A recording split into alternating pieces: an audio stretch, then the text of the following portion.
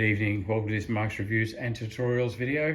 I'm going to show you in this one how to replace the brake sensor on your 1 Series BMW. It's going to be the same in a 3 Series BMW. Pretty much all the BMWs are very similar. This is an E87, but as I said, all the 1 Series are going to be the same. The brake sensor goes in. Have a look at this video here. It actually talks about how brake sensors work, but the brake sensor has got this little fitting in the top. This one's a bit broken, but it fits in the top of the brake pad right there. There's a fitting where it slips in and clips into place. And what happens, it sits forward, and when the brake pad gets really low, it actually touches onto this and wears through. Now, if you have a look at this, it's actually started to touch on this, but it hasn't worn through the bit of metal. When the metal breaks, all of a sudden it can't get a current through, and it pops up and it says, whoop, your brakes are out. You need to replace them straight away. That's the brake sensor. The first clip where it's held in place is just actually on this nipple, the greasing nipple that's here. You have to lift that little rubber boot off and stick the wire through there. From here, it goes up to 2 clips on the side here. These undo and clip down, and it comes out like that. It tracks around the back here, then it comes up. There's another one of these clips right here. They just clip out over the top. Pressing them sideways gets them out just like that. Then they come unclipped. You can get these guys out. And then we're going to have to take this little wheel liner out. We've got a bolt here. You loosen the wheel liner just enough to get to the little box that's in under here, and I'll show you how to unplug it from the box. Okay, so we've got all these bolts out. There's a 10 mil there. There's a 10 mil up there. They're nuts. The 10 mils are these plastic nuts. So get this out, and right there are the plugs for your brake sensors.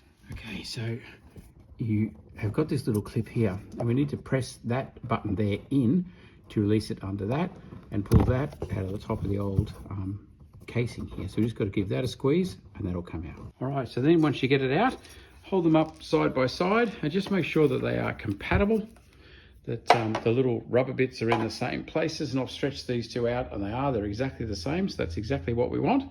So then you just reverse thread it and put it all back up inside. So up here, you push this back into its clips, and the little slot that's on the first section of the wire there needs to line up with the slot there. That keeps the tension off the plug if anything happens to pull on it.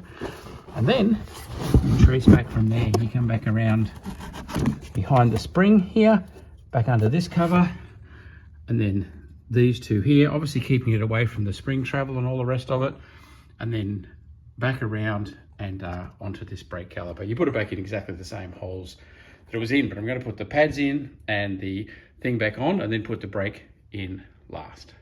And it goes in on the top of the pad.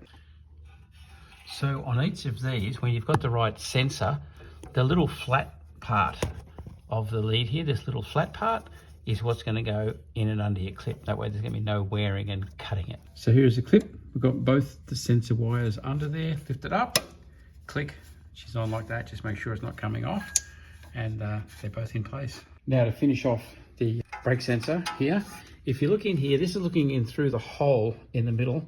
You can see there the spot where the brake sensor goes. That slot has to line up with that slot right there. Click. See that click? And that sits beautifully in there, out of the way. And same as when we took it off, that grease nipple that goes over the top, rubber boot on.